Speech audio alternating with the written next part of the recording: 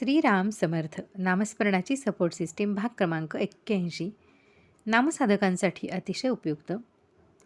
भक्ती मार्गाचा महिमा, वैराग्याची सहज प्राप्ती.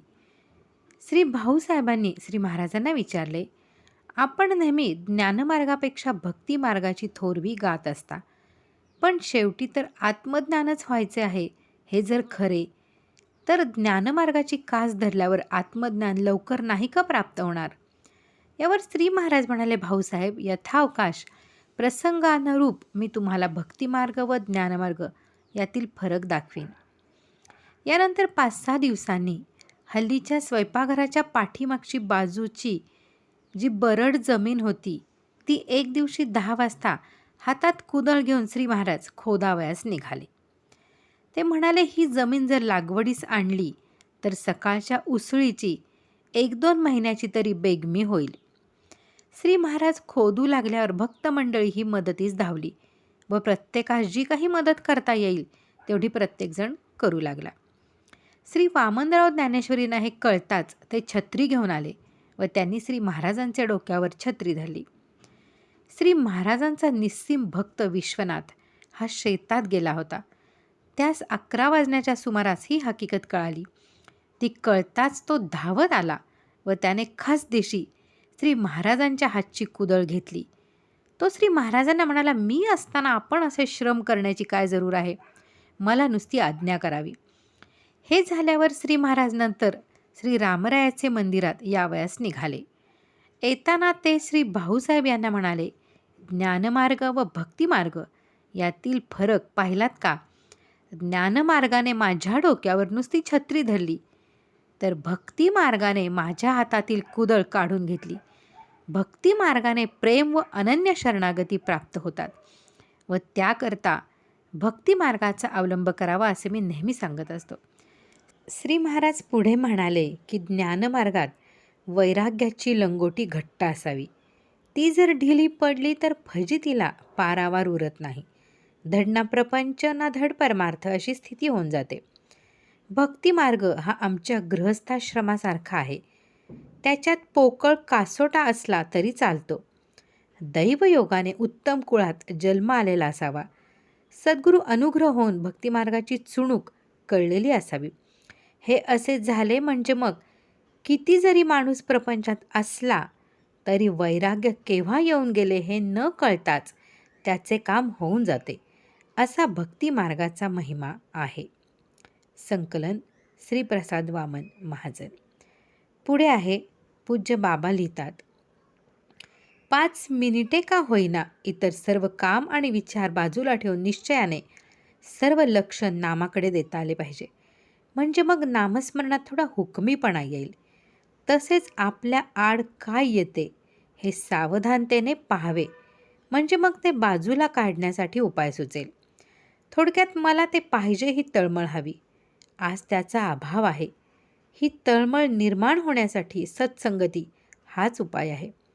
सज्जन तुम्हाला मदत करू शकतात. ते तुमचे विकार बाजूला करतील, पण तुम्हाला ते सहन झाले पाहिजे. विकार आपल्या अंगभूत झालेले असल्याने ते निघताना फार त्रास होतो. ती तयारी हळूहळू होईल, पण आज साधनात एक किमान पातळी यावयास हवी. मागे जाऊ नये, पाऊल पुढेच पडले पाहिजे. आता साधनाच्याच मागे लागले पाहिजे.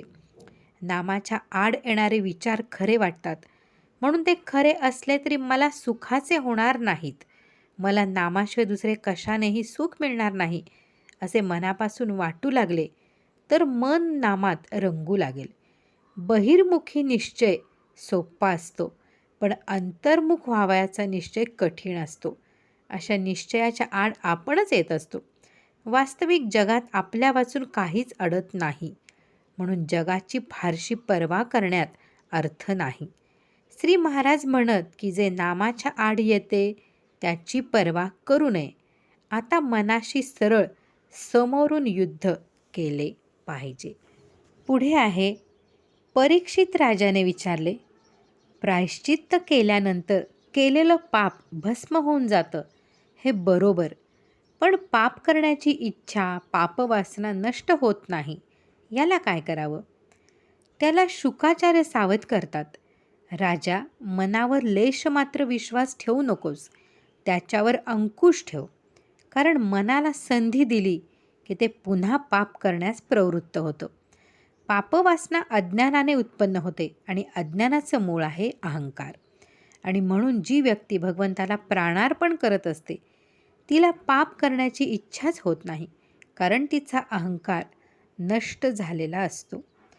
तप, ब्रह्मचर्य, शम, दम, दान, सत्य, शौच, यम, नियम यांनीही पापवासना नष्ट होते. परंतु भगवंताला आत्मसमर्पण केल्याने आणि भगवंताच्या भक्तांची सेवा केल्याने जी शुद्धी पापीजनाची होते ती तपश्चर्यांदिनी होत नाही. पापी मनुष्य जसा भक्तीने पवित्र होतो तसा शम, दम, तप इत्यादींनीही होऊ शकत नाही. इथं प्राणार्पणाचा अर्थ आहे प्राणाने, श्वासाश्वासाने भगवंताच्या नामाचा जप करणे. प्रत्येक कार्यात ईश्वराशी संबंध जोडलेला असावा. सतत प्रतिश्वास भगवंताचे स्मरण करीत राहाल तर पाप होणार नाही. पाप करण्याची प्रवृत्तीही होणार नाही. परमपूज्य डोंगरे महाराज. श्रीमद भागवत रहस्य. पुढे आहे परमात्मा पुरवतो हा अनुभव आहे. चैतन्यसुधा पुस्तकामधून. संकलन आनंद पाटील. श्री महाराज म्हणत, तुम्ही देत गेला ना तर कधीही कमी पडायचं नाही. एक लहानसं उदाहरण मी तुम्हाला सांगतो, कारण माझा संबंध आहे त्यामध्ये. तात्यासाहेब गुरुपौर्णिमेचा उत्सव करीत असत. ते रेशनिंगचे दिवस बरं का. तांदूळ मिळायचे नाहीत आणि सरकारचं फार कडक बंधन होतं. जास्त माणसांना जेवायला घालायचं नाही वगैरे. माझं सकाळचं कॉलेज असे तर 12 वाजता मी कॉलेजातून परत आलो. उत्सव असल्यामुळे त्यांच्याकडे जेवीत असे. तेव्हा तांदूळ संपलेले. तात्यासाहेबांच्या मंडळींनी आधण ठेवलं होतं, पण तांदूळच संपले ना. तेव्हा त्या आल्या आणि महाराजांच्या तसबिरीसमोर उभ्या राहिल्या. त्यांना भाऊसाहेबांचे वळण होते. आपली अडचण महाराजांच्या कानावर घालायची. महाराजांनी देहात असताना भाऊसाहेबांना सांगून ठेवलं होतं, भाऊसाहेब अडचण आली की माझ्या कानावर घालावी, मला ऐकायला येतं. बघा, श्रद्धा ही काय चीज असते विचार करा. तेव्हा त्या आल्या, महाराजांच्या समोर उभ्या राहिल्या आणि महाराजांना सांगितलं की तांदूळ संपले आहेत, तांदूळ नाहीत. मला म्हणाले आपण पोळ्या खाऊ.